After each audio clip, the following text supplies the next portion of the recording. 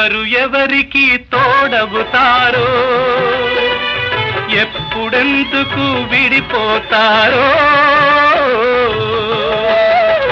మమతను కాదని వెళతారు, మనసే చాలని ఉంటారు. ఎవ్వరి పయనం ఎందాకో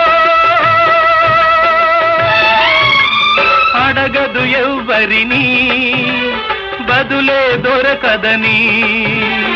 అడగదు ఎవ్వరిని, బదులే దొరకదని. కడుపు తీపికి రుజువేముంది, అంతకు మించిన నిజమేముంది. కాయే చిట్టుకు బరువైతే చిట్టును భూమి మోస్తుందా? ఇప్పుడు తప్పును తెలుసుకొని